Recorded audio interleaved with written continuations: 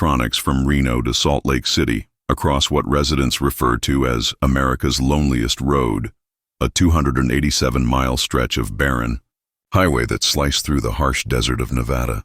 After driving long-distance routes for 15 years, Mike Thompson, the phantom hitchhiker of Highway 50, was making good time in the never-ending darkness as the sun had set.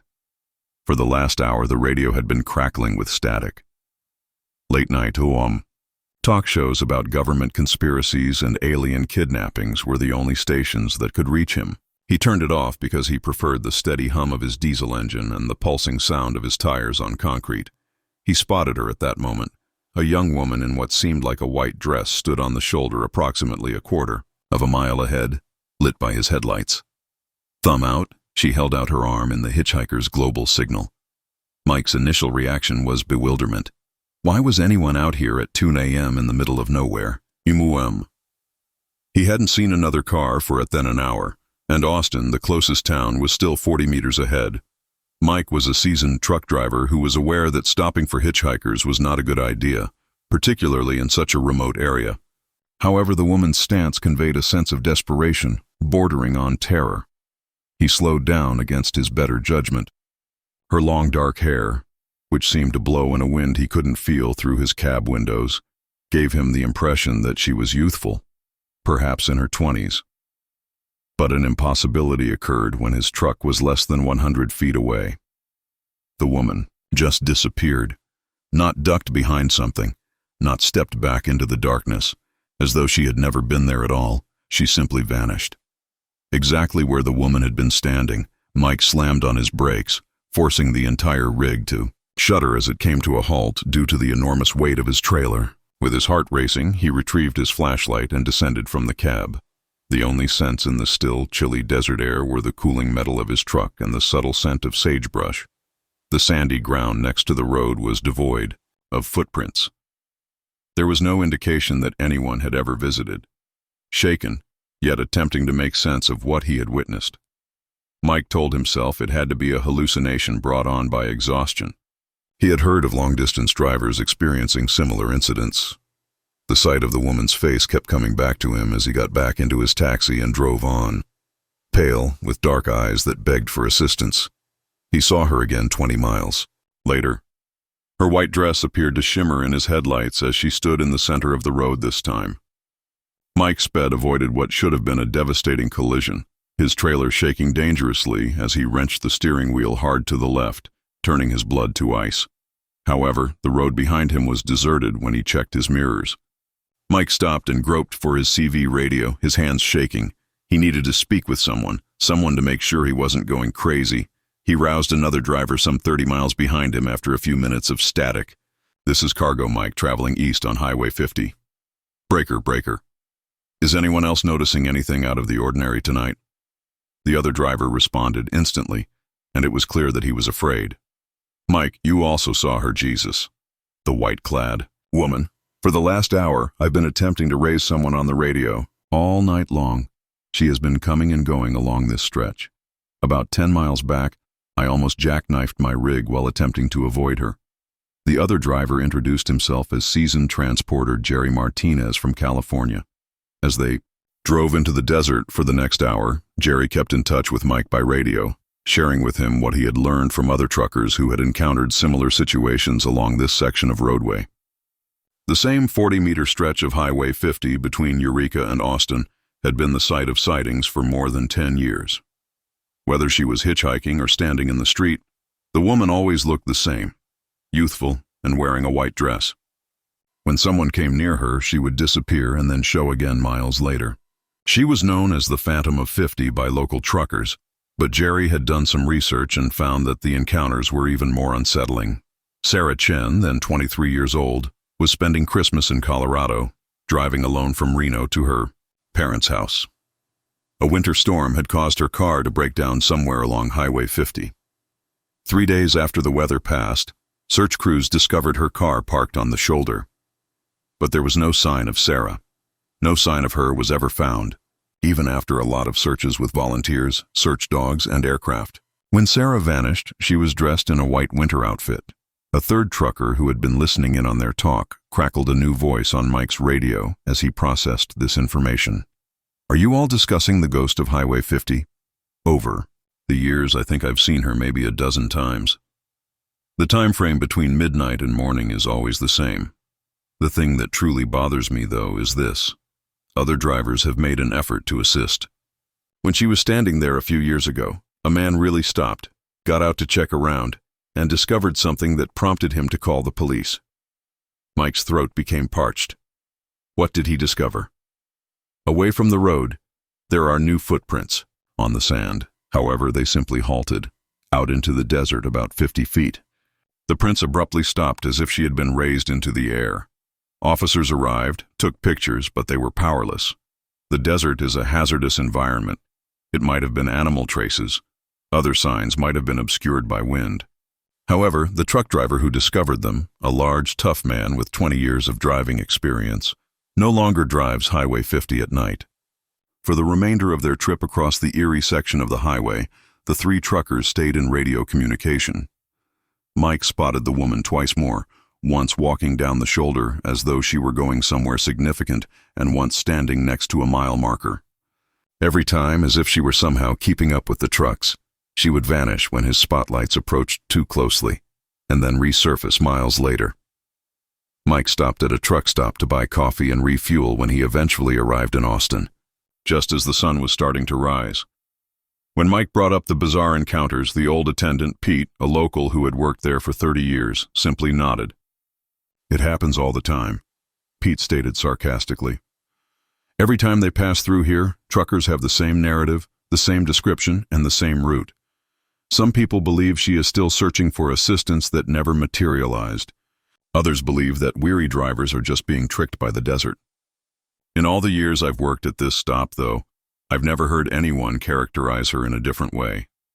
The same clothes, the same age, and the same frantic expression in her eyes." After a moment, Pete poured Mike's coffee. Oddly enough, after they located her automobile, the sightings ceased for around 6 months.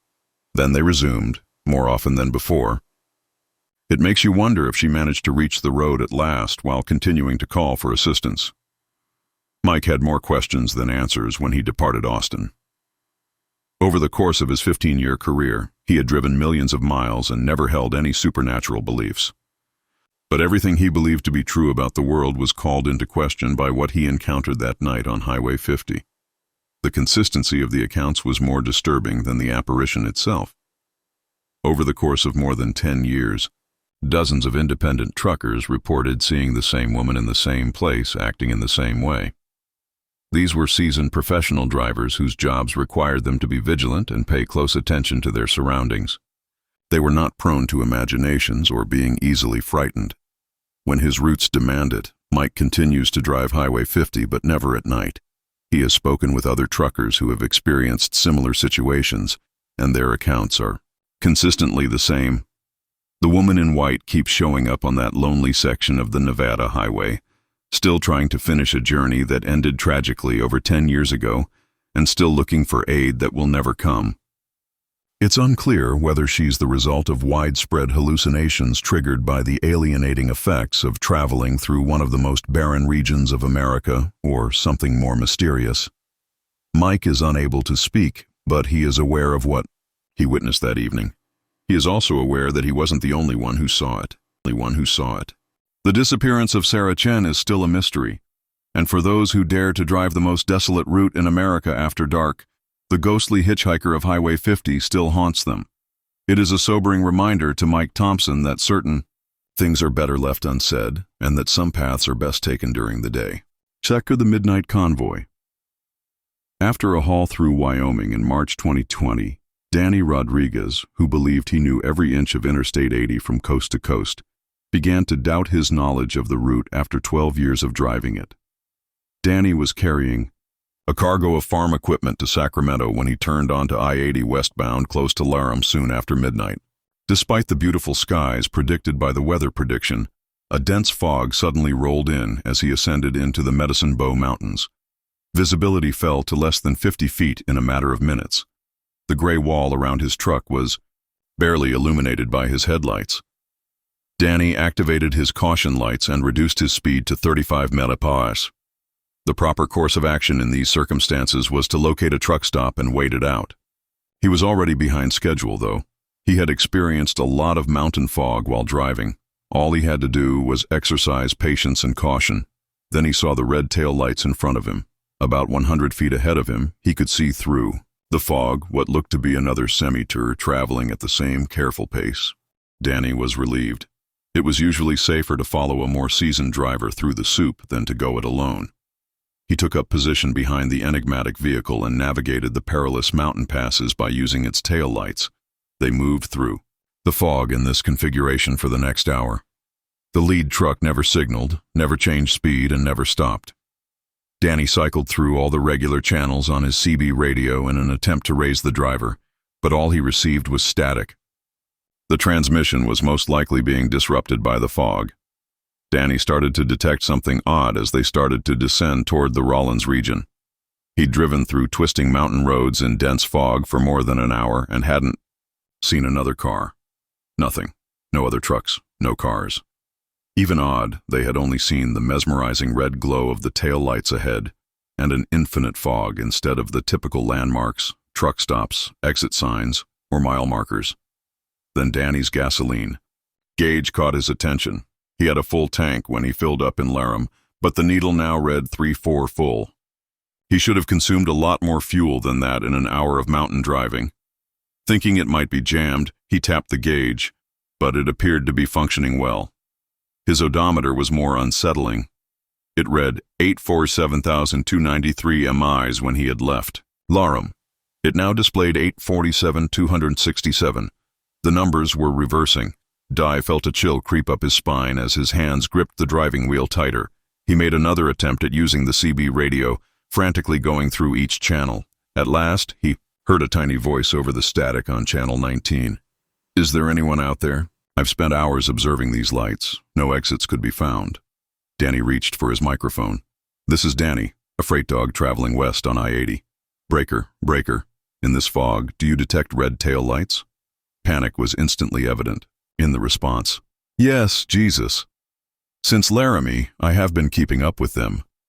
But there's a problem, dude. I can't get my GPS to operate. My odometer is in reverse. We've passed the same damaged guardrail 3 times, I promise." The discussion was interrupted by a third speaker, a fourth followed by a fifth. All of the truckers were witnessing the same impossibly strange occurrence as they followed the same enigmatic red tail lights through the fog. Their GPS units were no longer functional. They had their odometers in reverse. The way their gasoline gauges behaved was abnormal. Most horrifying of all, it seemed that they were now traveling in a convoy. None of the 6 trucks could see the others through the fog, but they were all following the red lights in single file. The speaker said, "This is Big Mike from Kansas. On this frequency, there are 6 of us. 28 years of truck driving experience. This is unlike anything I've ever seen. My steering wheel struggles every time I try to pass these taillights or change lanes. The truck seems to be refusing to let me." Danny put this to the test for himself by slowly shifting into the left lane. He lurched his truck back to as though the steering wheel had been pulled by unseen hands. It was such a strong feeling that he almost fell out of his chair. Danny said, "Same here," in a trembling voice. "It's like we're being guided." The 6 truckers followed the phantom tail lights through the fog for the next 2 hours while staying in radio communication.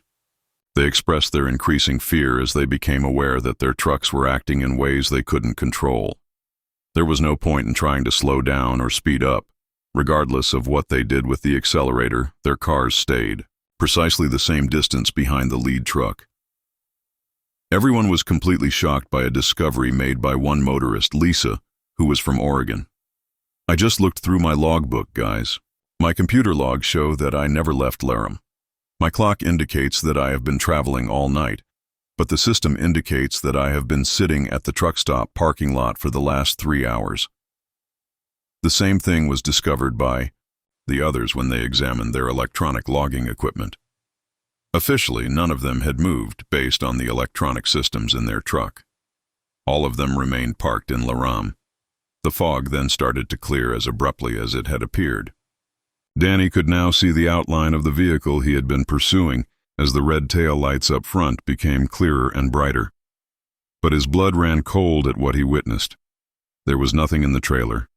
It is literally empty and not laden with cargo. He could see right through it, as though it were either completely absent or composed of glass. There were no signs of life inside the black cab. Danny looked around as the fog cleared further and became aware that they were in an unnatural location. I-80 ran beneath them, but the scenery was incorrect. They were encircled by what appeared to be an infinite black emptiness rather than the high desert of Wyoming.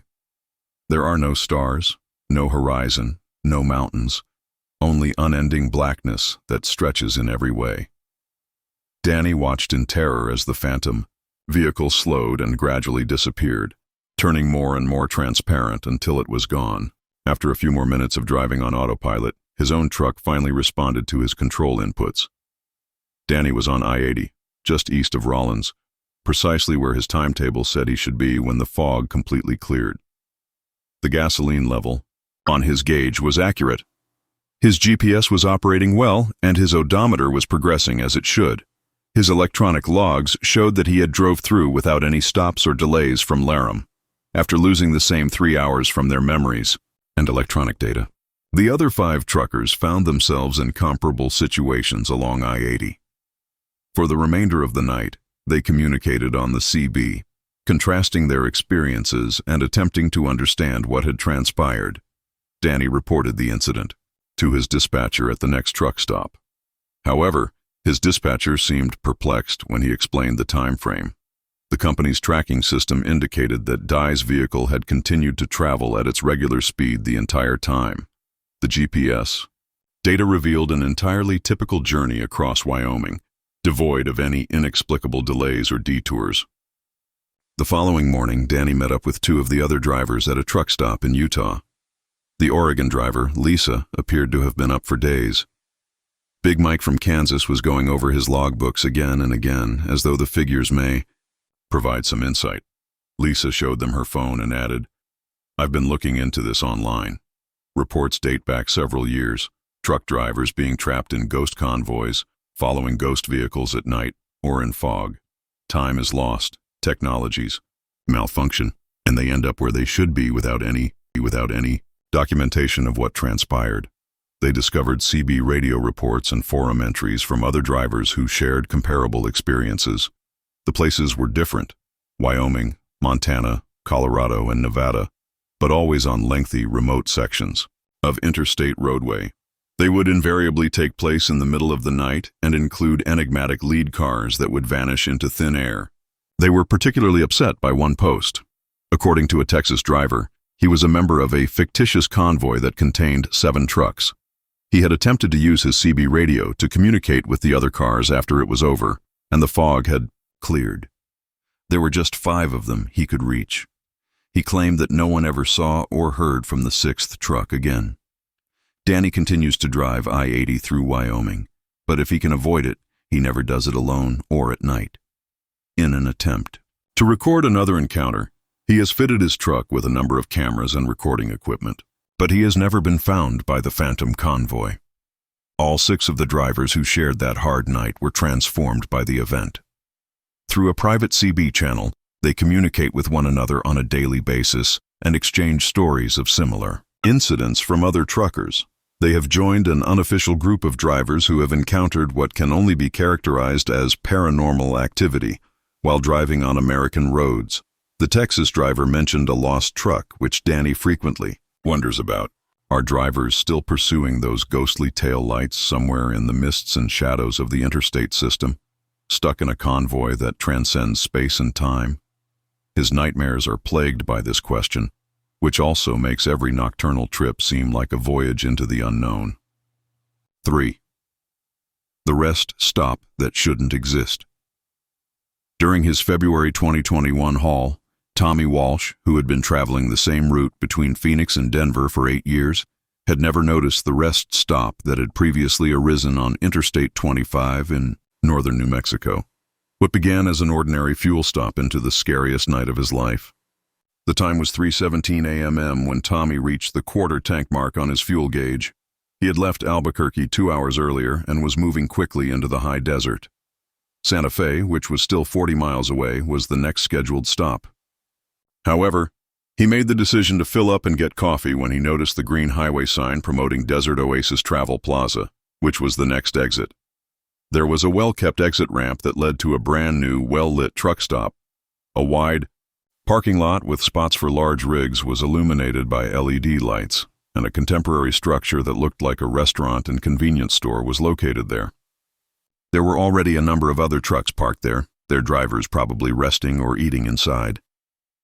Tommy hopped out of his cab and pulled up to the diesel pumps. The night air was calm and crisp with the familiar scents of desert sage and motor fuel. Until he attempted to start the pump, everything appeared to be normal.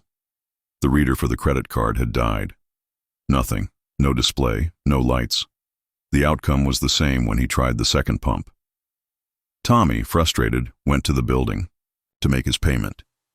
But as he approached, he became aware of something that gave him the chills. He couldn't see inside the structure, but the windows were lit. The light seemed to halt at the window, as if something was blocking it from showing what was outside, not because of blinds or tinted glass. The front doors were also made of glass, but all that was visible was an unbreakable white glow. Tommy walked carefully to the door. Tommy's heart thumping, he took a step back and took a closer look at the other trucks he'd seen, but now he saw something was wrong with them. A small sign by the door said, "Open 24 hours, all welcome." However, when he reached for the handle, his hand went straight through it and the door wasn't there. It looked solid, cast a shadow, even reflected his image, but it had no physical substance.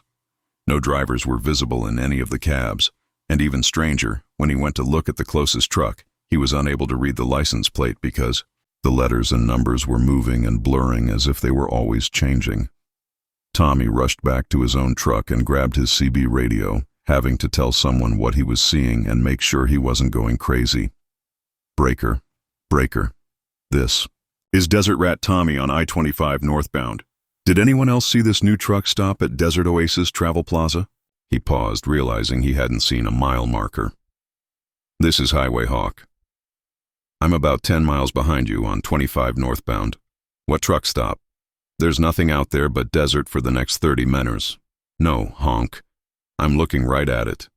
Big travel plaza, LED lights, multiple trucks parked here. You'll see the exit sign in a few minutes." The response came instantly, but it wasn't what he expected. After a pause, Highway Hawk's voice became tense. "I've been running this route for 15 years. There's no truck stop between Albuquerque and Santa Fe. There's just empty desert," Highway Hawk said. "I just passed mile marker 267. Where exactly are you?" Tommy looked around the brightly lit facility before turning back to his CB. "Hawk, I'm telling you, I'm standing here right now. Maybe it's new construction you haven't seen yet." His blood ran cold when Tommy jogged to the highway to check the nearest mile marker, which was 267, the exact same spot Highway Hawk had just passed, and according to their radios they were in the same place at the same time, but Highway Hawk was unable to see the truck stop at all. That's when Tommy noticed that the other trucks in the parking lot were moving, not driving but sliding, their wheels turning like chest pieces being repositioned by an invisible hand. And the closest truck, a red Peterbilt, turned 90 degrees to face him. Tommy's truck was completely dead, even though it had been running flawlessly just moments before. The driver door of the red Peterbilt opened, and he watched in horror as someone or something climbed down from the cab into the harsh LED lighting. He could see that it was humanoid in shape, but wrong in every detail, too tall, too thin, with limbs that bent at impossible angles. Its headlights flashed twice, and Tommy ran back to his own truck, but when he tried to start it, nothing happened. "Welcome to Desert Oasis," it said in a voice like grinding metal, and as it approached Tommy he heard it speak, but the words seemed to come from all directions at once rather than from its mouth. Its face was hidden by what appeared to be a trucker's cap, but shadows fell across its features in ways that seemed to defy the overhead lighting. "Every load needs to be examined. Every timetable needs to be modified." Other trucks' doors opened, and more impossibly shaped people, each a little different, stepped off and started to move slowly and synchronizedly toward Tommy's rig. Highway Hawk's voice crackled back instantly. "Listen to me, Tommy." Tommy grasped his CB microphone with trembling hands, saying, "Mayday, mayday.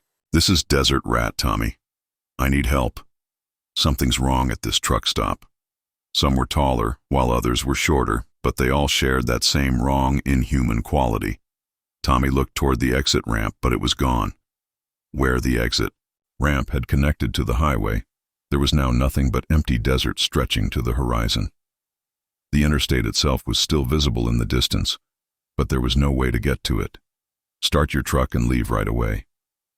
The engine is dead. Then grab your emergency kit and run. Get back to the highway and flag down hell." The creature from the red Peterbilt was now less than 50 feet away, and up close Tommy could see that its trucker cap was fused to its skull, and where its face should have been, it was just smooth. Featureless skin, save for a horizontal slit that might have been a mouth. "Driver must complete inspection." It repeated in that metallic voice. "Driver must join convoy. Driver must deliver cargo to the final destination." Tommy climbed onto the running board of his truck and then onto the hood, trying to get as far away from the approaching figures as possible, when he saw something that made his heart stop entirely. His own reflection in the truck's windshield was incorrect, and instead of his familiar face, he saw the same smooth, featureless visage as the creatures below. He was dressed differently, too, in a generic trucker's uniform that looked decades old instead of his jeans and flannel shirt. He touched his face and felt normal skin, but the reflection told him otherwise. Whatever this place was, it was transforming him into one of them. Tommy closed his eyes and did the only thing he could think of. He prayed, not for help or salvation, just for understanding. When he opened his eyes, the creatures had stopped moving forward and were standing in a perfect circle around his truck, heads tilted upward, watching him. Then, all of a sudden, everything went dark. Tommy woke up at dawn, slumped over his steering wheel in a Santa Fe truck stop parking lot, his fuel tank full, though he had no memory of filling it, and according to his electronic logs, he'd made a scheduled fuel stop and 30-minute rest break, but he couldn't remember any of it. The only thing that reminded him of his experience was a small detail that took him days to notice. His CB radio was set to a frequency that didn't exist, channel 66, and when he tried to change it back, the radio wouldn't respond. Late at night, when he's alone on the highway, Tommy occasionally hears transmissions on channel 66, almost human-sounding voices reporting deliveries to places that aren't shown on any map, and occasionally he hears his own voice among them confirming arrival. At the Desert Oasis Travel Plaza, asking permission to join the Eternal Convoy. Tommy continues to drive the I-25, but he never stops between Albuquerque and Santa Fe anymore. He has studied every truck stop, rest area, and service station along that stretch, and none of them are like what he experienced that night. Other drivers have posted similar stories on trucker forums. Mysterious fuel stops where the pumps work but no money is exchanged. Places that exist in the spaces between the real world and something else entirely. And ghost stops or phantom plazas. Tommy knows he was fortunate to escape, but he also knows he didn't leave unaltered. Sometimes when he's driving through the desert at night, he catches glimpses of the Desert Oasis Travel Plaza in his peripheral vision. The LED lights beckon, the parking spaces wait, and the creatures that look almost like truckers wave him toward an exit ramp that leads nowhere good. He keeps driving, following the white lines and mile markers that confirm he's still in the real world. But every night, Channel 66 reminds him that somewhere out there, in a truck stop that shouldn't exist, his reflection is still waiting to complete its eternal route. 4. The Shadow in the Sleeper Cab. Jake Morrison had been pulling night shifts for 6 years, but nothing prepared him for what started happening during his cross-country haul in September 2022. What began as unexplained sounds in his sleeper cab turned into a nightmare that still follows him today. Jake was hauling frozen goods from Chicago to Portland, driving his 2019 Freightliner with a spacious sleeper cabin that had been his home away from home for thousands of miles. He'd always prided himself on maintaining a clean, organized cab. On the second night of his trip, somewhere outside Grand Island, Nebraska, Jake pulled into a rest area to get his required 10-hour break. He had driven this route dozens of times and knew this particular stop well. It was quiet, well lit, and usually had good cell reception. He parked away from the other trucks, as was his habit, preferring the peace and quiet at the edge of the lot. After finishing his logbook entries and taking a quick shower at the facilities, Jake settled into his sleeper cab at around 11 p.m.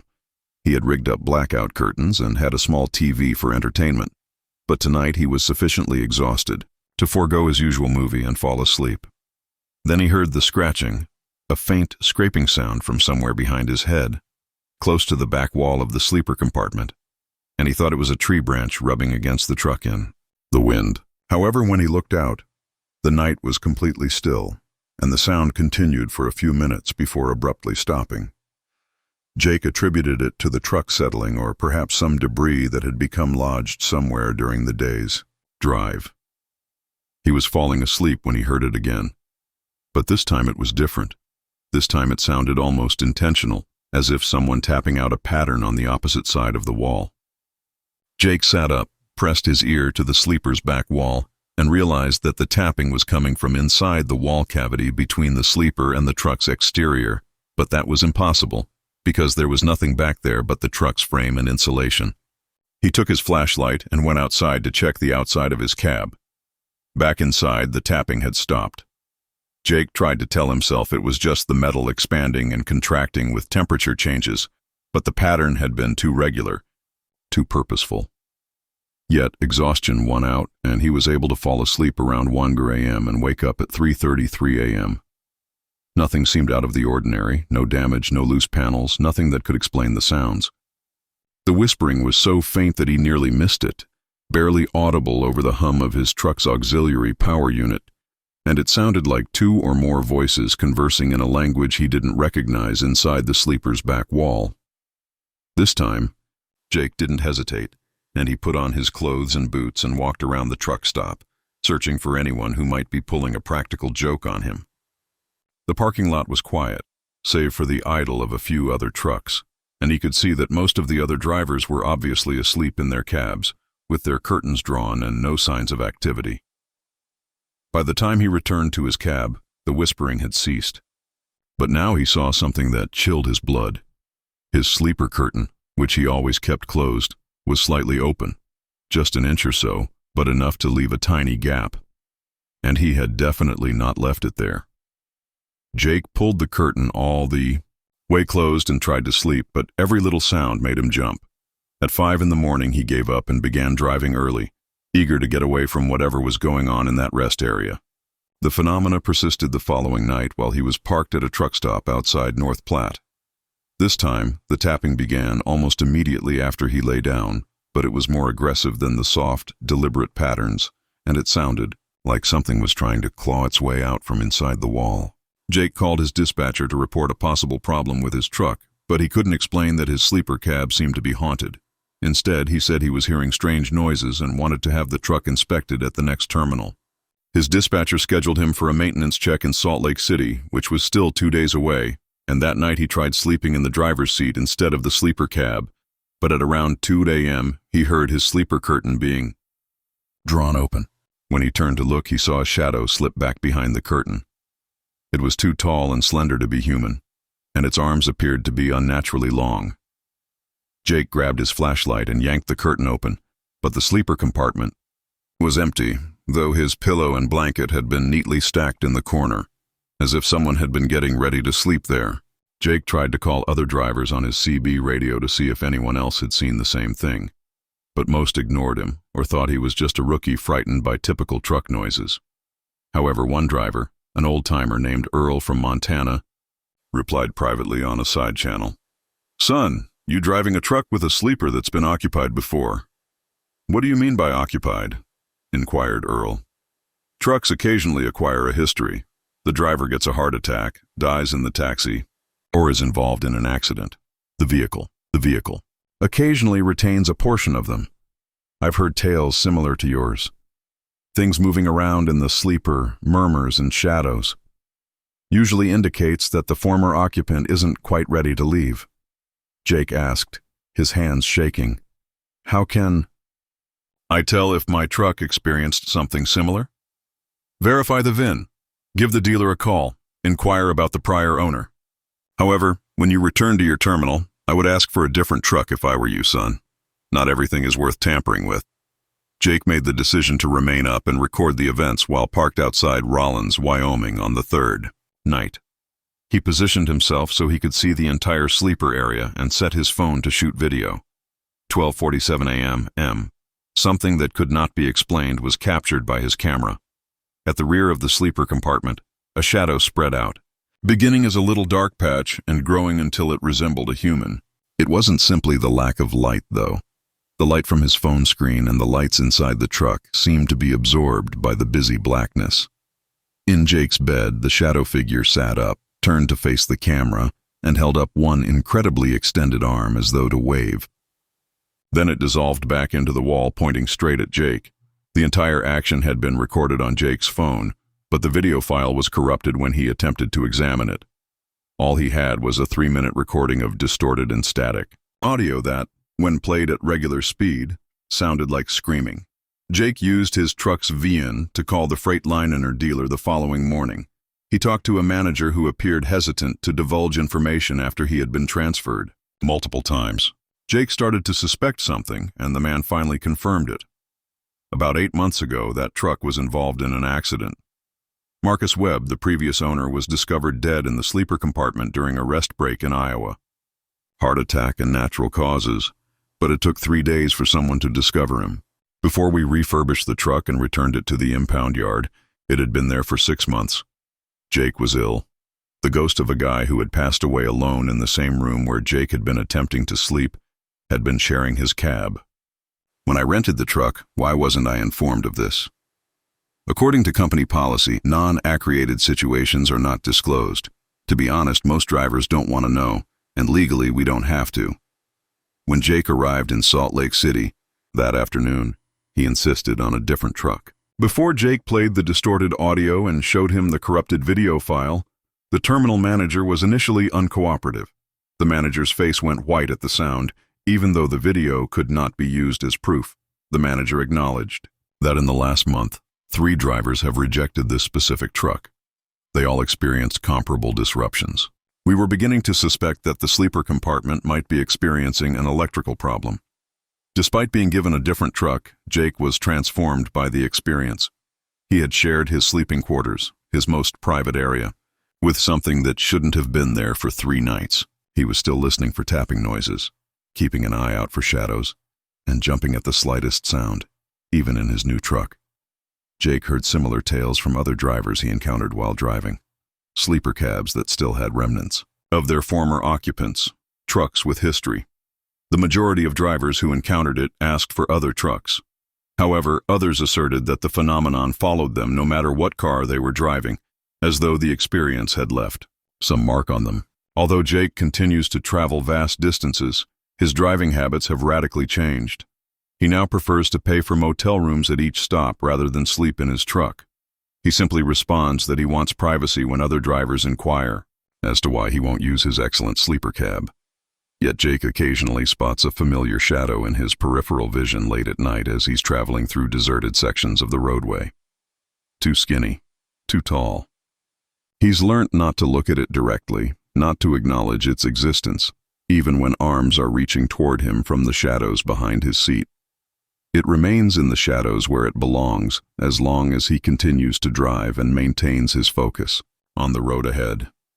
Jake believes Marcus Webb is still seeking companionship on those long, lonely evenings on the American highways where he died alone in his truck. Some things cannot be removed with cleaning and new paint, even if the truck has been restored and resold. In order to share their unending trip into darkness with the next person, some things stick to the spots where they died. 5. The Way Station Collector. During his 14-year trucking career, Brick Patterson had pulled into thousands of way stations, but in the winter of 2023, the one on Highway 287 in eastern Colorado turned into his personal nightmare. Something that still haunts him. Every mile he drives was discovered during what should have been a routine inspection. The time was 4:30 a.m. Rick was led into the way station by the green light. He was running and transporting auto parts from Detroit to Phoenix, a little behind schedule because of Kansas's snow delay. The outside of the station looked regular. All trucks are required to enter while the light is on, along with the standard concrete platform and inspection office. Waiting for the weight reading to appear, Rick dragged his apparatus onto the scale. His gross weight, as displayed on the digital sign, was comfortably within the permitted limits. A red light flashed, telling him to park in the inspection area, instead of the typical green light that would have allowed him to proceed. There was only one figure visible through the windows of the dimly lighted inspection office. After obtaining his medical card, registration, and logbook, Rick crossed the chilly pavement to the office door. Inspector Martinez, night shift, was put on a homemade sign. Behind a metal desk inside was a middle-aged Hispanic man dressed in a DOT uniform. He was identified as Inspector Martinez by his name badge, but there was something strange about him. Martinez's voice sounded distant, but he was only 3 feet away from Rick. His skin had an unusual waxy quality, and when he looked up at Rick, his eyes reflected light like an animal's. "Your load," Martinez said without looking up, "is auto parts to Phoenix, valuable cargo." Rick handed over his documents, watching. As Martinez examined them with unusual intensity, his hands moving strangely with too many joints in his fingers, turning each page with a deliberate slowness that made Rick less comfortable. The inspector's pupils were all black, filling his entire eye socket with no visible iris or white, and when he smiled, his teeth were too sharp and too many. "Yes, sir. Routine delivery. Everything's properly secured and documented. Follow me. I need to inspect your cargo area."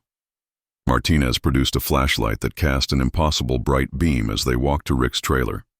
The inspector started making odd inquiries as they passed the pallets of auto parts. "How many loads have you delivered this year?" "About 150, I suppose." "How many drivers have you encountered on the road?" "I don't know. Thousands, most likely." "Why?" Martinez halted his steps and turned to Rick. "How many have disappeared?" Rick's blood ran cold. Martinez's smile grew uncontrollably. "Where do you think they go?" Before Rick could respond, Martinez started removing shipping labels from the cargo pallets and placing them in a small metal box. "I don't understand what you mean. Every year drivers go missing. Trucks are discovered abandoned. No sign of the operator. Cargo intact. No evidence of foul play. Just gone." "I need to make some calls," Rick said, backing toward the trailer door. "This inspection isn't following proper procedures." "No calls," Martinez replied, still facing away from Rick, but somehow knowing what he was doing. "No radio, no escape. They have the necessary paperwork for delivery. Not copies of the labels, the actual shipping tags that were glued and stapled to the boxes. Sir, you can't remove those. They're required documentation for delivery." Martinez ignored him, continuing to collect labels with methodical precision. While Martinez was reaching up to remove a high label, Rick noticed that the inspector's shadow on the trailer wall didn't match his movements.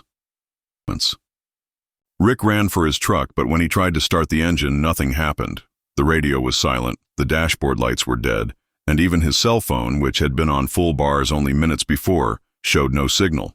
Through his windshield, he could see Martinez still in the trailer, but now there were many shadows moving around inside, far more than one person could cast. Rick grabbed his emergency flashlight and walked around his truck, searching for Martinez or any sign of activity. The inspection office was now completely dark, and when he tried the door, it was locked, and he could see that the office was empty through the window. Not only was it empty, but it was also completely bare. No desk, no chairs, no equipment, just an empty room with concrete walls. In a panic, Rick tried to flag down other trucks on the highway, but none of them seemed to notice him. He waved his flashlight, jumped up and down, and even threw rocks toward the road, but no one slowed down or acknowledged him.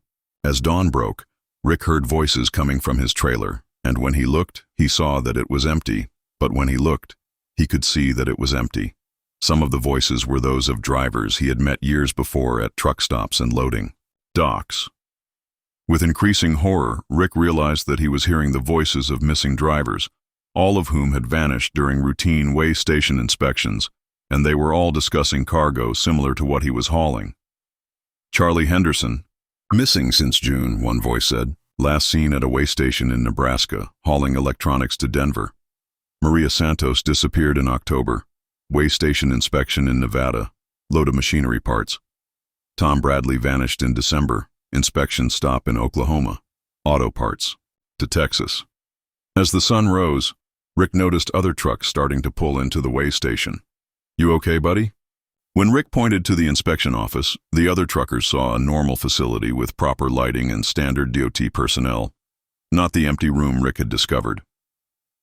He ran toward them, shouting warnings about Inspector Martinez, but they looked at him bewildered. One motorist remarked, "You appear to have seen a ghost." Based on his electronic logs, he had been at the way station for precisely 7 minutes, a typical inspection duration. But Rick knew something fundamental had changed. He looked back at his trailer and saw that all the shipping labels were back in place exactly as they should be. His truck started normally, his radio functioned, and his cell phone displayed full signal strength. The most unsettling thing was that Rick started to recognize voices on his CB radio. Drivers reporting their positions and delivery status who had been declared missing months earlier, always during night shifts, always with Inspector Martinez, overseeing their cargo. Over the next few weeks, as he finished his delivery and picked up new loads, he noticed things other drivers missed, such as way stations operating at odd hours, inspectors who appeared in multiple states on the same night, and shipping labels that would disappear from cargo and reappear days later in different locations.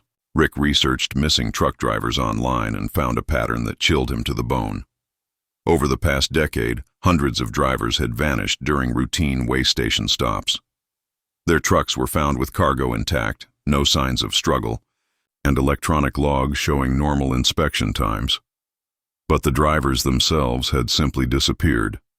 The common thread was always the same: a night shift inspector conducting unusually thorough cargo examinations, often removing and examining shipping documentation. Witnesses described inspectors who seemed off, wrong eye color, strange mannerisms, shadows that didn't match their movements. Rick tried reporting his experience to the DOT, but when investigators checked the Highway 287 way station, they found no record of an Inspector Martinez. The facility was staffed by the same 3 inspectors who had worked there for over 5 years, all of whom Rick had met on previous trips, and none of whom matched the description of the man he'd encountered. Security cameras at the way station showed Rick's truck entering and leaving after a 7-minute stop, but the footage of the actual inspection was corrupted, just static and distorted images that revealed nothing useful. Now, Rick drives with a constant sense of dread every time he approaches a way station. He's learned to identify the signs, facilities operating at unusual hours, inspectors he doesn't recognize, and that particular quality of light that seems to bend wrong around certain buildings. Sometimes late at night on empty highways, Rick hears familiar voices on his CB radio. Drivers he knows have been missing for months or years, calling in position reports from way stations that shouldn't exist. They sound content, almost happy, as if they've found exactly where they belong. Rick has changed his routes to avoid certain way stations, but he knows it's only a matter of time before he encounters Inspector Martinez again. The man, or whatever he truly is still out there, still collecting drivers and their cargo, still adding new voices to his growing chorus of the disappeared. Every shipping label Rick carries now feels like a potential ticket to join that chorus. Every way station might be his last stop. And somewhere in the darkness between the highway and whatever lies beyond, Inspector Martinez waits patiently for Rick's return, ready to complete the collection he started on that cold winter morning in Colorado. 6. The cargo that breathes. Dave Collins thought he'd seen everything during his 11 years of hauling freight, but the load he picked up from a warehouse in Memphis in January 2023 changed his understanding of what cargo could be. What started as a routine delivery to Seattle became a journey into madness that still keeps him awake at night. The pickup seemed standard enough. 30 wooden crates marked only with serial numbers and a red fragile stamp. The shipping manifest listed the contents as research materials with a destination of Pacific Northwest Laboratories in Seattle. Dave had hauled scientific equipment before. It paid well and the customers were usually professional. The warehouse, Supervisor, a nervous man named Peterson, seemed unusually anxious to get the cargo loaded quickly. When Dave's trailer was fully loaded, Peterson handed him a sealed envelope with special instructions. "Don't open this unless there's an emergency." The client was very specific. No delays, no unplanned stops, and absolutely no opening the crates, for any reason. Dave nodded and put the envelope in his logbook. As he pulled away from the warehouse, he saw Peterson immediately lock the loading dock and turn off all the lights, even though it was only 6 p.m. The first night went smoothly. On the second night, somewhere in western Kansas, Dave started to hear sounds coming from his trailer. At first it sounded like settling cargo, creaking wood, and shifting contents as the trailer swayed with the movement of the road. However, as Dave listened more intently, the sounds became more disturbing. They weren't just any creaking. They were rhythmic, almost like breathing. Slow, deep inhalations followed by long exhales. Dave pulled over at the next rest area and walked around his trailer with a flashlight, and everything appeared to be in order. The cargo straps were fastened. When Dave put his ear to the trailer wall, he could clearly hear what sounded like multiple entities breathing in unison, even though the crates had not moved and the trailer doors were still sealed with the special locks Peterson had provided.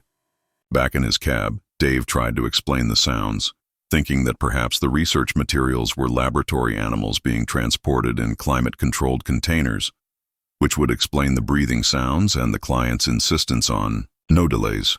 However, the rhythm was too slow, too deliberate for animals, with each breath cycle lasting almost 30 seconds.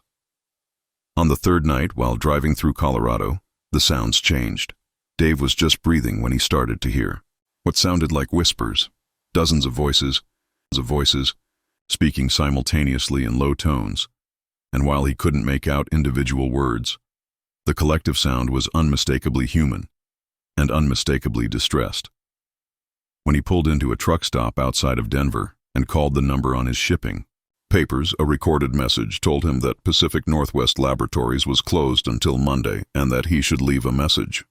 After 30 seconds, the recording interrupted him, so Dave opened Peterson's emergency envelope, which contained a single sheet of paper with typed instructions.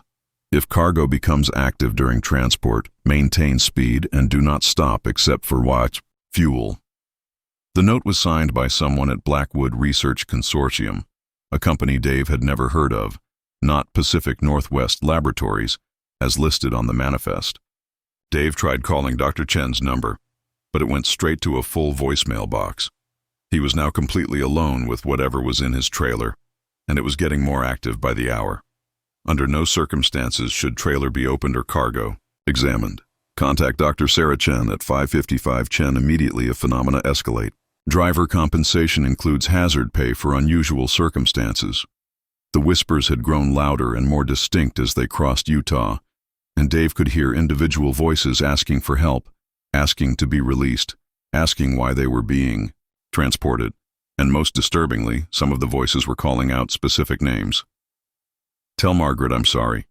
Call my brother in Phoenix. My daughter needs to know what happened to me." Dave became increasingly horrified to realize that he was not carrying laboratory animals or research materials, but human beings, and that they were conscious and aware of their situation. He pulled over and walked to the back of his trailer, pondering whether to break the seals and look into the matter. However, as he got closer to the rear doors, all of the voices inside abruptly stopped talking. In the utter silence, Dave heard something that made his blood freeze. 30 sets of footsteps approaching the trailer doors from inside. He ran back to his cab and drove away as quickly as was legal. Behind him, he heard muffled pounding on the trailer walls and doors. The voices returned, but this time they were angry, demanding, and threatening. They knew Dave was listening, and they knew he was refusing to assist them. Dave tried to get advice from other drivers on his CB radio, but each time he keyed the microphone to speak, the voices from his trailer would drown out the radio with their cries for help. Other truckers reported hearing odd transmissions on his channel, dozens of people speaking at once, all pleading for rescue.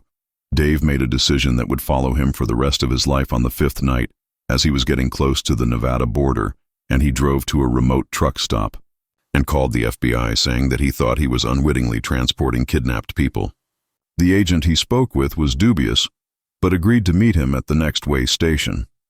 However, when Dave reached the agreed-upon meeting place, no federal agents were there, and instead he saw Peterson from the Memphis warehouse, two men in pricey suits standing next to a black SUV, all three of them watching Dave's truck with icy rage. As Dave hopped out of his cab, Peterson said, "Collins, we know you've been worried about your cargo." Dave said, "There are people in my trailer. Living people who are being held against their will," he stated forcefully. One of the tall, silver-haired men in suits stepped forward and said, "I think there's been a misunderstanding, Mr. Collins. Your cargo is extremely valuable research materials, experimental audio equipment being tested for psychological applications. What you're hearing are recorded voices designed to test the effectiveness of the equipment." Dave knew they were lying, but he was outnumbered and far from assistance. As they spoke, Dave could hear the voices from his trailer growing more agitated, as if they recognized Peterson and the suited men, calling them by name and making accusations, but the three men pretended not to hear anything out of the ordinary.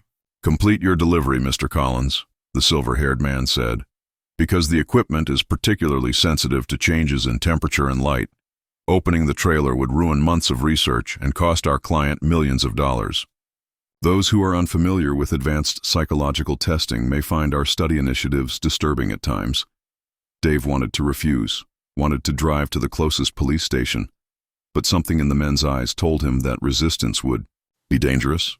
He delivered the crates to a plain warehouse outside of Seattle, where they were unloaded by workers wearing heavy gloves and full face masks. During the unloading process, there was no sound at all, no whispers, no breathing, and when the last crate was taken out of his trailer, he used his flashlight to check the inside.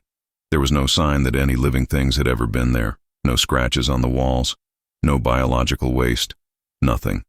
Dave was paid as agreed upon, including a sizable hazard bonus, but he would never forget the voices he had heard during those 5 terrifying nights. He looked up Blackwood Research Consortium and couldn't find any legitimate company with that name. Dr. Chen's phone number was disconnected, and Pacific Northwest Laboratories had no records of any deliveries from Memphis. Over the next few months, Dave started receiving reports of missing persons, people who had vanished from the Memphis area around the time he'd picked up his mysterious cargo. The numbers matched 30 missing people and 30 crates, but when he tried to contact authorities with this information, he was told that his evidence of recorded voices could easily be explained as psychological testing equipment, just like the men in suits had claimed. Dave still drives freight, but he's become very picky about what he hauls. He won't haul anything labeled as research materials. He won't haul anything described as such, and he always inspects cargo before accepting a job. The worst part is that Dave will never know what happened to those people after he delivered them to Seattle. Were they victims of human trafficking, medical experiments, or something even more sinister? That uncertainty eats at him more than any definitive horror could. In the depths of his guilt, Dave occasionally wonders if those voices were trying to tell him something else. But sometimes, late at night, on empty highways, he swears he can still hear those voices echoing in his empty trailer. 30 people calling out for help that never arrived, pleading with the one person who could have saved them. 7. The Mirror Truck. In November 2022, Steve Ramirez was hauling construction equipment north through Oklahoma when he first noticed the truck behind him. It was exactly like his own rig, with the same blue Peterbilt cab, the same white trailer, and even the same company decals. In his side mirror, it appeared as though he was seeing his own reflection, but the other truck was keeping a steady distance about a 4-mile back, so at first, Steve thought it was just a coincidence. He was warned that he might one day find himself in a similar crate, being transported by another driver who will choose to ignore the sounds of human suffering coming from their cargo bay. After a few hours, he tried raising the other driver on his CV radio, cycling through all the common channels. "Breaker, breaker. This is Dallas Steve to the Blue Pete behind me on I-35 northbound. You copy?" Nothing but static. When he tried again, with his company's fleet frequency, he received no response, and the truck continued to follow at the same distance, its headlights visible in his mirrors like twin stars in the darkness. His company operated dozens of trucks, and it was not uncommon to run into other drivers from the same fleet on major highways. When Steve made the decision to test something at midnight somewhere north of Oklahoma City, he slowed from 65 to 70 mph, and the truck behind him matched his gradual increase to 60 mph. The followers also slowed, keeping the exact 4-mile gap. Steve watched his mirrors as he parked, and the same truck pulled into the same parking lot and stopped about 100 yards away from him. Steve could see the driver's silhouette in the cab, but he couldn't make out any details in the darkness, so he walked toward the other truck, intending to introduce himself and inquire as to why the driver had been following him. As he approached, however, he was stopped by something. The truck was just like his own, down to the smallest details. The same faded spot on the driver's door where bird droppings had stained the paint, the same crack in the passenger side headlight that he had been meaning to replace, the same small dent in the bumper that he had gotten in Amarillo, the same license plate that matched his own, the dot numbers matched, even the mud flaps had the same pattern of wear marks and road grime. When Steve got to the driver's side window, he shone his light into the cab and saw that it was exactly like his truck, with the same air freshener hanging from the mirror, the same dashboard accessories, and the same seat covers. But it was empty and without a driver. Steve hurried back to his own cab and checked his insurance and registration documents, and everything was in order. His truck was legally registered and properly documented, but there was an exact duplicate parked 100 yards away. He attempted to call his dispatcher, but it was after hours and he only received voicemail.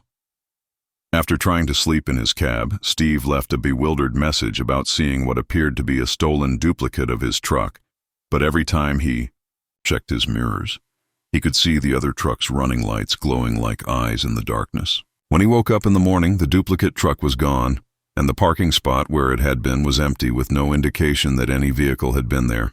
Steve searched the entire truck stop, but he couldn't find any evidence of the same rig. Back on the highway, Steve convinced himself that he had been hallucinating due to exhaustion. He likely saw another truck that looked similar, and his tired mind filled in details that weren't there. However, 20 miles north of Wichita, the truck reappeared in his mirrors. This time, Steve was completely awake and rested, and he could see that the truck behind him was a perfect replica of his own. It had the same company markings, the same trailer configuration, and everything. However, now that a driver was visible in the cab, he shifted his mirror to get a better look at the driver's face, and the sight of it made his blood freeze. The driver looked exactly like Steve, with the same flannel shirt, ball cap, and beard, and he was staring back at him through the windshield, keeping the exact 4-mile distance. A voice answered instantly, Steve's own voice coming through the CB radio. "This is Dallas Steve on I-35 northbound, mile marker 47. I need help. Something is following me that shouldn't be there." Steve's hands trembled as he reached for his CB microphone. For the next 100 miles, every time Steve spoke on his CB radio, the duplicate truck would repeat his words exactly, calling for help when he called for it, reporting his position when he reported it, and other drivers on the highway started responding to both transmissions. The transmission was identical, word for word, spoken in Steve's exact voice with his exact inflection, but it was coming from the truck behind him. Steve tried an experiment because he couldn't understand why the same trucker was broadcasting identical messages at the same time. "This is a test," he remarked, keying his microphone. "Please comment with your location if you can hear this." His own voice immediately returned over the radio. "This is a test. If you can hear this, respond with your location." Other drivers heard both transmissions, but from different locations. The CB chatter indicated that one Dallas Steve was at mile marker 127, and the other Dallas Steve was at mile marker 89, 38 miles apart. The duplicate truck, for some reason, wasn't just following Steve. It was occupying multiple positions on the highway at the same time. Desperate to get away from whatever was after him, Steve pulled off at the next exit and drove to a small-town police station, where he tried to explain what was happening.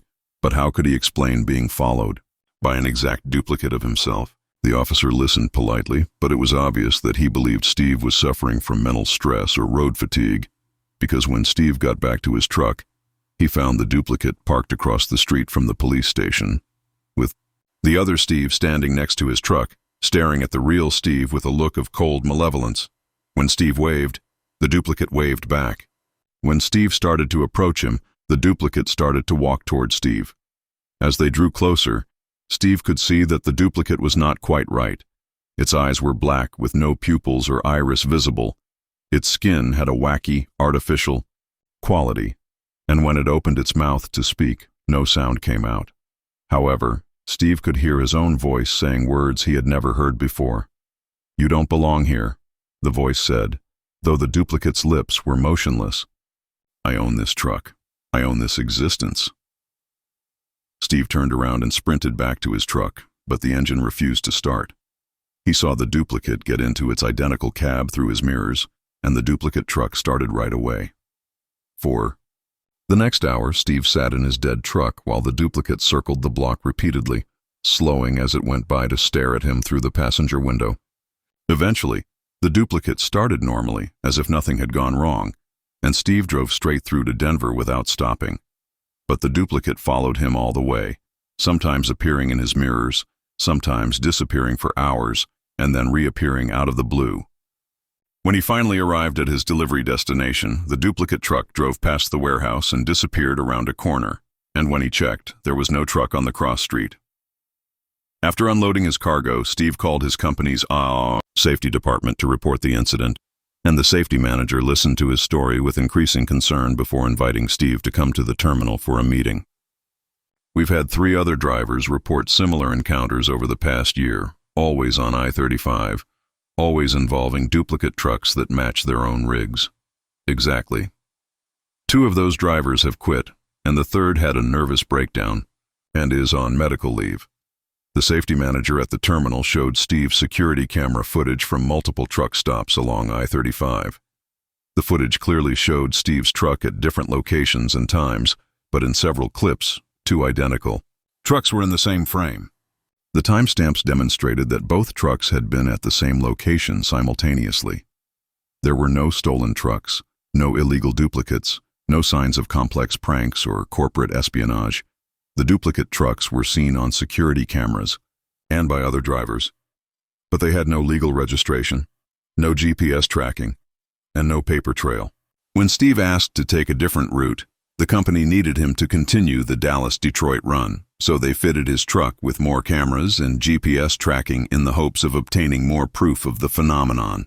On his subsequent trip, the duplicate reappeared, but this time it was more aggressive, pulling alongside Steve's truck at the exact same speed instead of keeping a safe distance. The driver would stare at Steve through the side window and mouth words that Steve could hear in his own mind. The encounters intensified over a number of trips, and the duplicate truck started pushing Steve off the road, cutting him off at exits, and showing up at truck stops before Steve got there, as if it knew his schedule beforehand. Other drivers started to report seeing 2 identical trucks in what appeared to be an aggressive pursuit, with one truck attempting to ram the other off the highway. Steve's last run-in with his duplicate happened on a foggy night near the Oklahoma-Kansas border, when the mirror truck pulled alongside him and started to slowly merge into his lane, attempting to occupy the same physical space. Steve felt as though reality was being compressed, as the 2 trucks touched, and he could see into the duplicate's cab through his passenger window. "Let me have it back," Steve said, his lips wide, his dark eyes reflecting the highway lights. Yet he could hear the screaming in his own voice, repeating within his mind, "Return my life to me." Steve separated the trucks with a sharp leftward jerk of his driving wheel. The replica lost control, smashed through the railing, and vanished into the night outside the motorway. After stopping, Steve dialed 911. Emergency personnel, however, did not discover any wreckage, skid marks, or other signs of an accident when they examined the area. The following day, Steve gave up long-haul trucking. These days, he just drives local delivery routes, never leaving his house more than 50 meters away. On quiet mornings, however, he occasionally spots a familiar blue Peterbilt in his rearview mirror while driving through residential neighborhoods. It follows him respectfully and waits patiently for him to return to the highways so it can reclaim the life it believes was stolen. 8. The loading dock at midnight from it. Over the course of his 9-year trucking career, Carl Thompson had picked up and delivered freight from hundreds of warehouses, but in the summer of 2023, the facility, near Bakersfield, California, turned into his personal nightmare. What ought to have been a typical midnight pickup became an experience that defied all reasonable explanations. At 8 p.m., his dispatcher received the job. Delivery to Portland is scheduled for Thursday morning, with an urgent pickup at Meridian Distribution Center. With a night shift bonus that nearly doubled his regular rate, the pay was outstanding and made the late pickup worthwhile. Although rush jobs frequently came from smaller businesses attempting to meet deadlines, Carl had never heard of Meridian Distribution.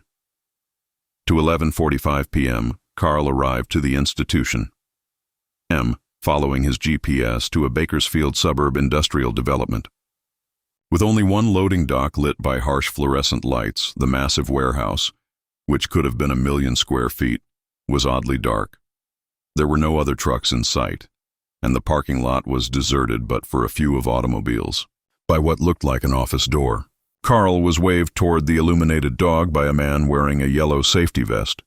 He appeared to be a typical middle-aged Hispanic man with the worn look of someone who has spent years handling freight. He appeared anxious to get Carl's truck parked and loaded as soon as possible, and his name badge said Martinez. Martinez remarked, "You're right on time," as Carl retreated to the dock. "Your freight is prepared for departure." While Martinez operated the dock equipment, Carl finished his pre-loading inspection and paperwork. The warehouse beyond the loading doctor was completely dark, but Carl could hear forklifts and other machinery operating somewhere in the darkness. He occasionally caught glimpses of lights moving deep inside the building, but he was unable to see the actual loading process. "What kind of freight am I hauling?" Carl asked, looking over the shipping manifest, which listed only industrial components totaling $45,000 LOB. "Making equipment," Martinez replied without looking up from his clipboard. "Very expensive stuff, so drive carefully." As Martinez had predicted, the loading process took precisely 30 minutes. Although Carl could hear pallets being moved and loaded into his trailer, Martinez insisted that the dock door stay closed during the loading process in order to maintain temperature control for the sensitive equipment. After the loading was finished, Martinez gave Carl the sealed paperwork and bills of lading. "Keep in mind that there are no stops other than for fuel and required rest breaks. The customer is paying premium for guaranteed delivery time." After an hour, everything appeared to be going as planned. His truck handled well, the weight distribution felt appropriate, and his electronic logs indicated that he was on track to reach his required rest break. However, at around 2 in the morning, everything seemed to be going according to plan. Around Fresno, Carl started to hear noises coming from his trailer. At first, they were just the normal creaking and settling that comes with a loaded trailer. But over time, the noises became more distinct and unsettling.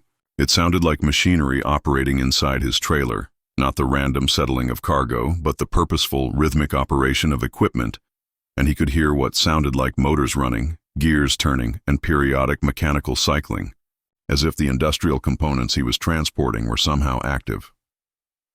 Carl stopped at a rest area to investigate, and he used a flashlight to look around his trailer, checking the cargo doors and looking for any obvious issues.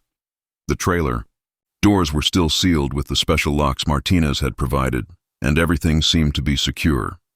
However, when Carl put his ear to the trailer wall, he could hear the sounds of machinery operating inside, so he called the emergency number on his shipping papers, worried that temperature-sensitive equipment might be malfunctioning, and a recorded message told him that Meridian Distribution was closed until Monday and gave no other way to get in touch. Carl tried calling his dispatcher, but it was after hours and he only got voicemail, so he left a message explaining the situation and asking for advice, and then he decided to drive on, knowing that if the equipment was supposed to be running, there was nothing he could do about it, and if it wasn't, stopping wouldn't help anyhow. Then, in addition to the mechanical noises, there was what sounded like hydraulic systems pressing and releasing metal, grinding against metal, and sporadic, loud clanking as if heavy parts were moving around inside the trailer. What was more unsettling was a strange chemical odor that seemed to be leaking into his cab despite the trailer being sealed. It was harsh and acidic, like industrial solvents mixed with something organic and unpleasant. At 4 a.m., while driving through the darkness north of Sacramento, Carl heard something that chilled him. He could swear he heard voices, not human voices, but something that appeared to be trying to mimic human speech, distorted and electronic, like speech being processed through machinery, but they seemed to be having conversations. At his required rest stop near Red Bluff, Carl turned off his radio and strained to listen.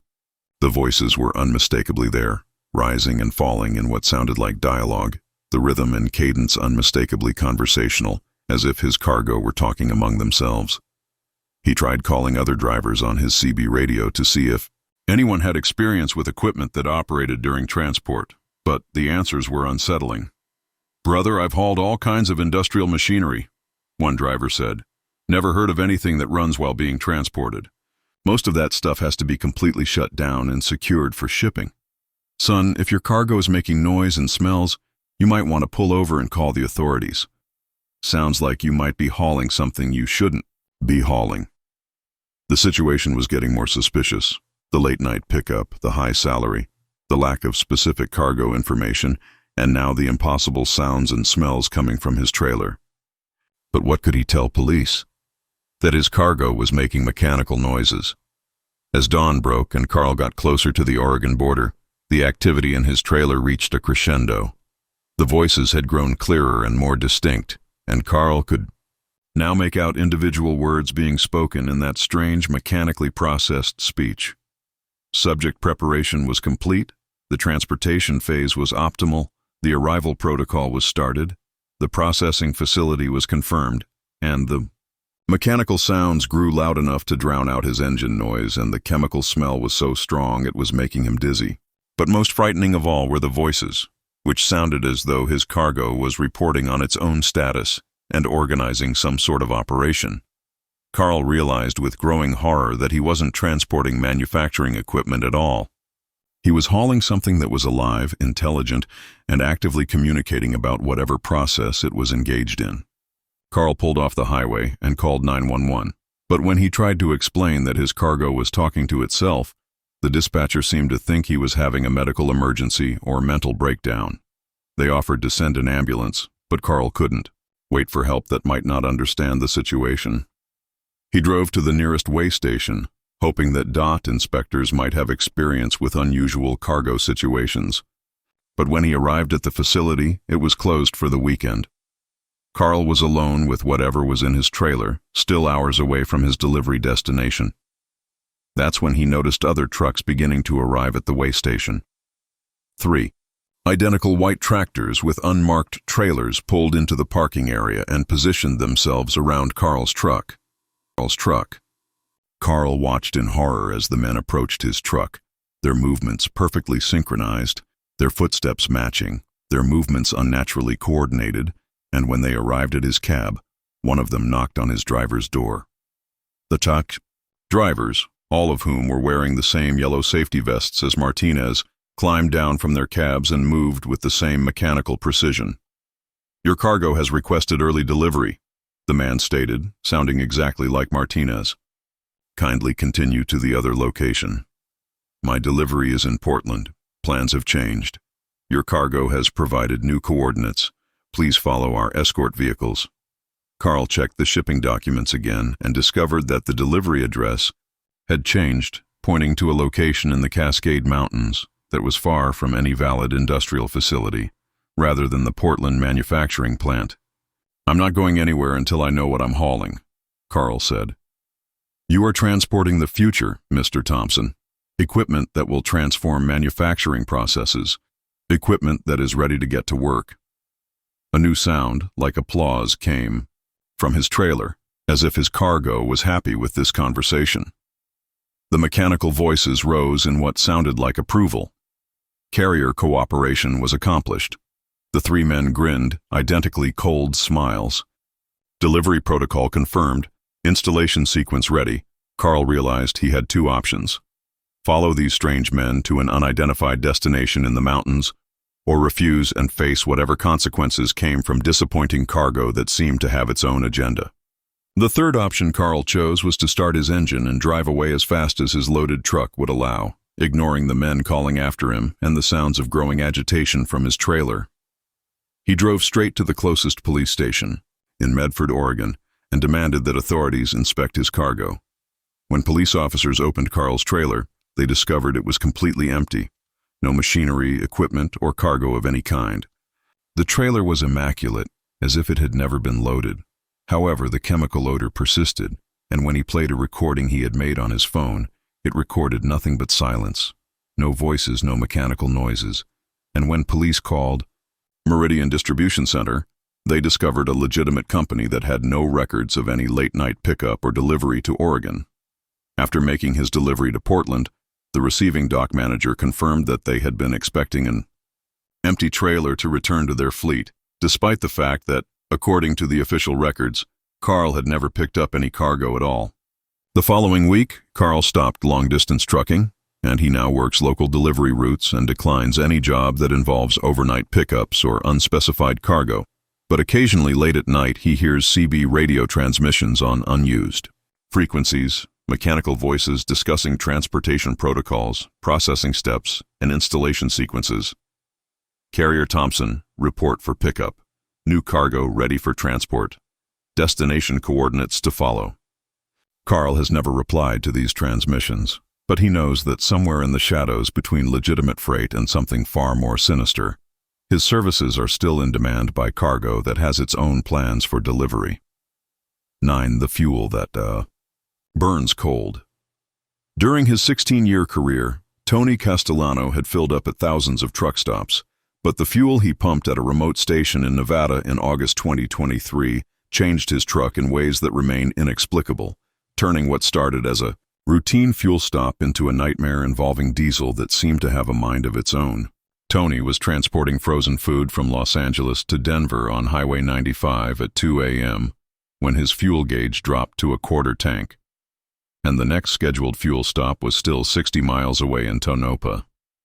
Seeing the bright lights of Desert Eagle, fuel coming up ahead, he decided to fill up his tanks rather than risk running out of fuel in the remote stretch ahead. The truck stop appeared brand new and well-maintained, with modern pumps and LED lighting that seemed almost too bright for the surrounding darkness. One attendant sat in the glass booth reading a newspaper, seemingly unconcerned by the late hour. Tony pulled up to the diesel pumps and started his usual routine fueling procedure, but at first he noticed something strange about the fuel gauge on the pump. Instead of the usual digital readout showing gallons and price, the display showed a series of numbers that seemed to change at random, sometimes counting up, sometimes down, and other times displaying symbols he didn't recognize. "Must be a computer glitch," Tony muttered, continuing to pump. When his tanks were full, the nozzle turned off on its own, and he went inside to pay the attendant. The middle-aged man behind the counter had pale skin and unusually bright blue eyes that seemed to reflect the fluorescent lighting.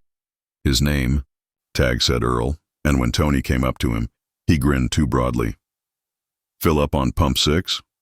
Even though Tony had not specified which pump he had used, Earl inquired.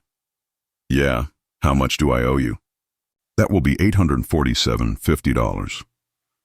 Tony was astonished when Earl looked at a handwritten ledger rather than a computer screen. Earl's smile never faltered as he said, "Special fuel, special price, premium-grade diesel with enhanced additives. Your engine will run smoother than it ever has." Tony felt uneasy about Earl's tone, but the price wasn't entirely out of the question for premium fuel. "I only put in about $150 gallon diesels running $4.20 a gallon. Should be around $630.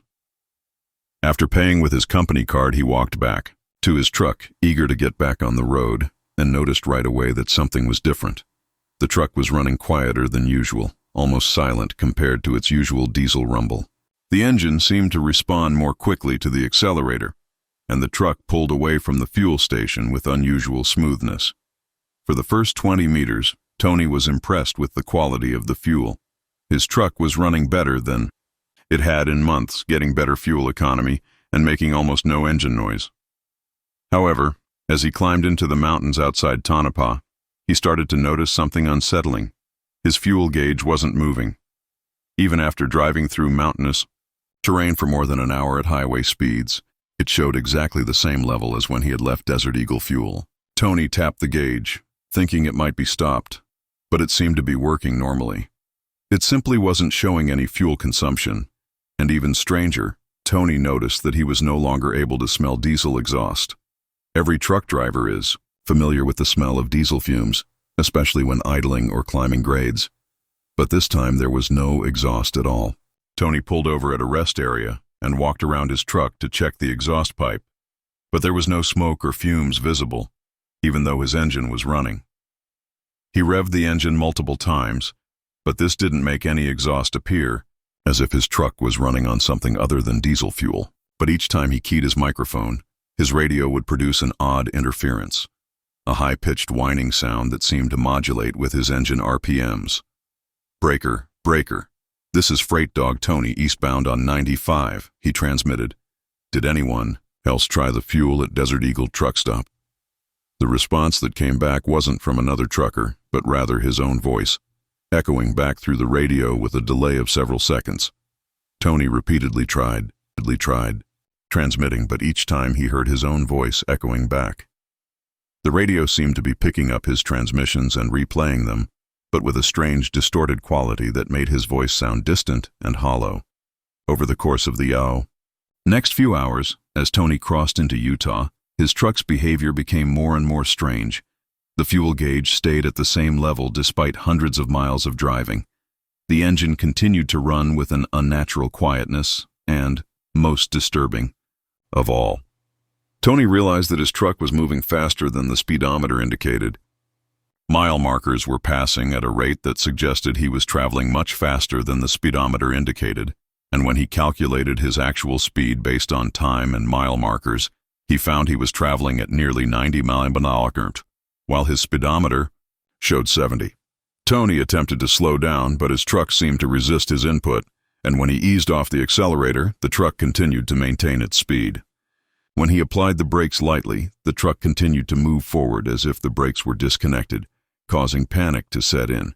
Tony tried to pull over at the next exit, but as he turned the steering wheel toward the off-ramp, the truck continued to drive straight ahead, not responding to his input. The only thing that was still functioning normally was his horn, which he started honking frantically to warn other drivers that his vehicle was out of control. What was even stranger was that other cars and trucks on the highway seemed to be avoiding him automatically, moving into different lanes well before Tony's truck arrived, as if they could sense something was amiss from a far greater distance than was practical. As dawn broke, Tony found himself approaching Salt Lake City, still locked inside his truck that was driving itself, with his fuel gauge showing exactly the same reading as 8 hours earlier, despite driving over 400 meters. His truck continued to operate with that unnatural silence, moving faster than indicated and responding to no control inputs. That's when Tony noticed something that made his blood run cold. His electronic logbook, which automatically recorded his driving time and location, showed that he had never left the Desert Eagle truck stop. His cell phone was showing full signal strength, but each time he tried to call 911, he received the same response. "The number you have dialed is not in service at this time." Without his input, Tony's truck took the exit for Salt Lake City, making its way through the city streets precisely to his delivery destination, and when it reached the receiving dock, the truck came to a perfect stop and the engine shut off automatically. Warehouse workers started unloading Tony's trailer, remarking that the frozen food was perfectly fresh, despite the long drive from Los Angeles, saying, "This is the best temperature control I've ever seen." Normally, frozen loads from LA show some temperature variation, but this stuff is colder than when it left the plant. Tony checked his refrigeration unit and found it hadn't been running during the trip, but for some reason, his frozen cargo had become colder during transport rather than warming up. When Tony tried to restart his truck to leave, the engine started normally, but now behaved exactly as it always had. His CB radio was functioning normally, his steering and brakes were responding appropriately, and his electronic logs were recording his actual position and movement. However, Tony's fuel gauge indicated that he still had the same amount of diesel as when he had left Desert Eagle fuel 8 hours and 400 miles earlier. Tony had driven from Nevada to Utah without using a single gallon of fuel, and when he tried to retrace his route to find Desert Eagle fuel and demand an explanation, he found nothing but empty desert, no building, no pumps, and no indications that any structure had ever existed there. Truckers Tony spoke with had never heard of Desert Eagle fuel, and internet searches showed that there was no truck stop with that name anywhere in Nevada. Tony paid for fuel, and his truck ran on that mysterious fuel for more than a month, traveling 15,000 miles without refueling. The fuel gauge would occasionally drop, but it would return to full the following morning. Tony's truck ran more efficiently, faster, and quieter than any diesel engine should be able to, but the experience had altered him in ways that worried him. He was driving longer distances without getting tired, staying alert for risky periods, without rest, and his electronic logs showed normal driving patterns. But Tony knew he was somehow operating beyond normal human limitations. Other drivers began commenting that Tony looked different, paler, with unusually bright eyes that seemed to reflect light. His voice on the CB radio had developed a strange, echoing quality, and sometimes late at night, other truckers reported seeing Tony's truck in multiple locations simultaneously, as if it existed in several places at once. Tony finally ran out of the mysterious fuel while idling in a truck stop parking lot one morning. His fuel gauge suddenly dropped to empty. His engine sputtered and died, and he found himself stranded with a normal truck that required normal diesel fuel. But when Tony filled up with regular diesel, his truck never ran quite the same way again. It seemed sluggish and inefficient compared to how it had performed on the fuel from Desert Eagle. Tony found himself missing the unnatural smoothness and power that had come with that strange fuel, sometimes driving through desert areas late at night. Tony looks for the bright lights of Desert Eagle fuel, hoping to find that mysterious truck stop again. He knows the fuel changed him, possibly in ways he doesn't fully understand yet, but part of him craves the superhuman efficiency it provided. Tony has never found the truck stop again. But he continues searching, driving through Nevada's empty spaces with tanks that always seem 1 gallon short of full, looking for fuel that burns cold and engines that run silent in the darkness, between 1 mile marker and the next. 10 the exit that leads nowhere. Ray Gonzalez had driven Interstate 10 through West Texas hundreds of times during his 8-year trucking career, but in September 2023, he took an exit that, according to every map and GPS system, should not exist. What began as a simple detour to avoid construction became a journey into a place that defied every law of geography and time. Ray was hauling automotive parts from Houston to Phoenix when he encountered a construction zone outside Fort Stockton. After 6 hours of driving ahead of schedule, Ray decided to take the detour rather than sit in traffic when he saw an exit marked Business Route 285, Fort Stockton Bypass. The exit ramp looked normal enough, with reflective signs and painted lane markings, but as he descended from the interstate, he noticed something strange. The business route sign showed Fort Stockton, 12 miles away, but Ray knew that Fort Stockton was only about 3 miles away on I-10. The road itself was well maintained, blacktop, 2 lanes with a yellow center line, exactly what you'd expect for a state highway business route. Ray settled in for what he thought would be a slightly longer but traffic-free alternate path back to the interstate, but after 20 minutes, Ray started to feel uneasy. He should have arrived in Fort Stockton by now, but all he could see was a desolate desert with no indications of any town approaching. What was more unsettling was that since leaving the interstate, he had not seen a single mile marker, cross street, or other road signs. Ray checked his GPS, but the screen displayed a blank area with his truck icon sitting in what seemed to be empty space. No roads, no landmarks, nothing. His GPS was receiving satellite signals, and the signal strength showed full bars, but it was unable to locate him. He attempted to call his dispatcher on his cell phone, but each call ended up with a message stating, "The customer you are trying to reach is not available." The paint on the center line was as fresh as if it had been painted that morning, and the pavement looked brand new with no cracks, patches, or wear marks you'd expect on a highway that carried regular traffic. What's more unsettling is that Ray noticed that he hadn't seen any other vehicles since taking the exit, not a single car, truck, or motorcycle in either direction. This was impossible for a business route serving a town of several thousand people. And after an hour of driving, Ray arrived at what appeared to be Fort Stockton, but the town was incorrect in ways that made his skin crawl. He recognized the layout of streets and familiar landmarks, but everything was slightly off, like a movie set built by someone working from old photographs. The courthouse looked right from a distance, But as Ray got closer, he could see that the architectural details were wrong. The windows were the wrong size, the clock tower was too tall, and the Confederate monument that had stood in the town square for decades was missing entirely. Most disturbing, the town appeared to be completely abandoned. Ray drove slowly through streets that should have been busy with afternoon traffic, but saw no people, no moving vehicles, no signs of life.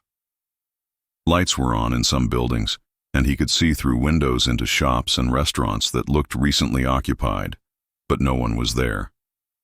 Ray stopped at what appeared to be a familiar truck stop on the edge of town.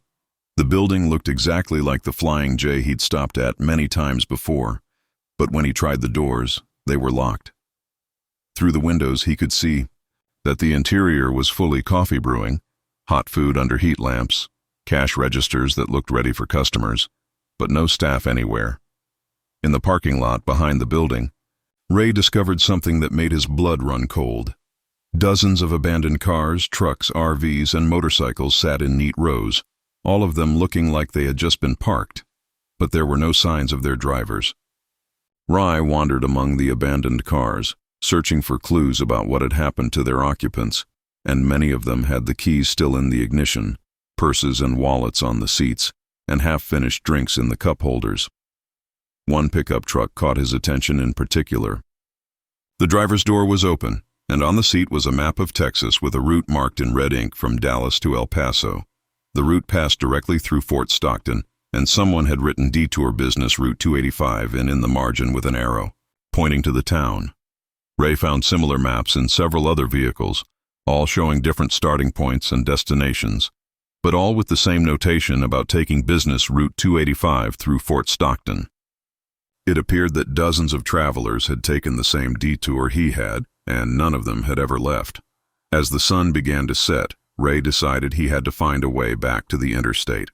He drove through the empty town, looking for signs pointing back to I-10, but found nothing.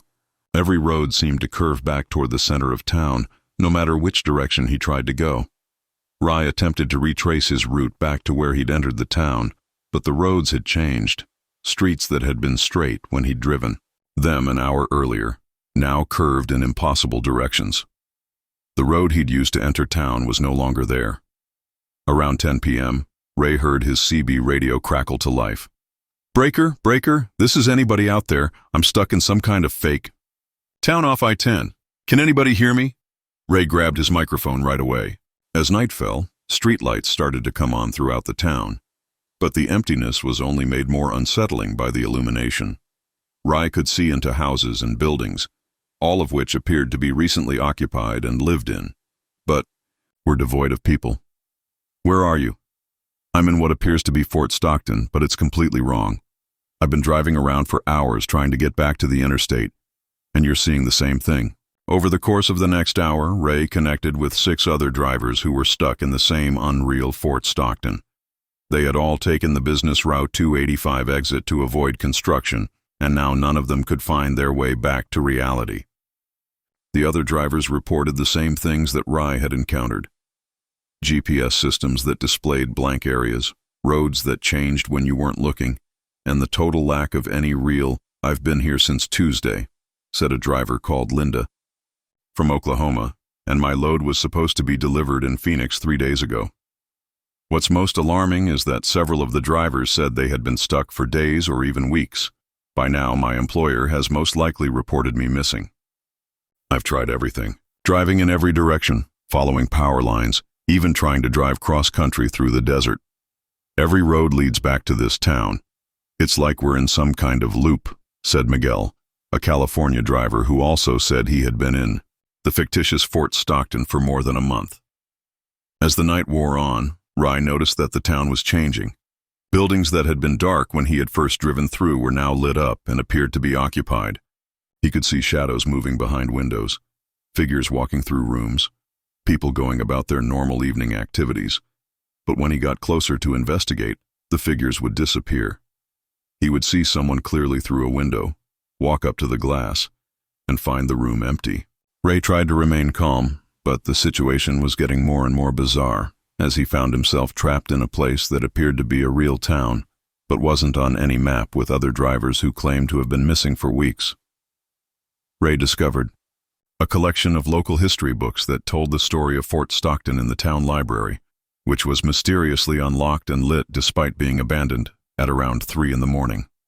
The books claimed that the state had built a memorial town on the original site, an exact replica of Fort Stockton as it had existed before the flood, but that the memorial town had never been opened to the public because it was deemed too emotionally disturbing for survivors and victims' families. However, the performance stopped whenever Ray tried to look too closely. The replica had been built but never inhabited, existing only as a monument to what had been lost. Ray realized with growing horror that he and the other drivers weren't trapped in the real Fort Stockton, but in this memorial replica, a town built to remember the dead, populated only by the memories of those who had once lived there. The radio chatter from other trapped drivers began to take on a desperate quality as they realized their situation might be permanent. Some drivers talked about abandoning their trucks and trying to walk out across the desert. Others discussed rationing the food and water they had in their calves. But Rai noticed something else in his research.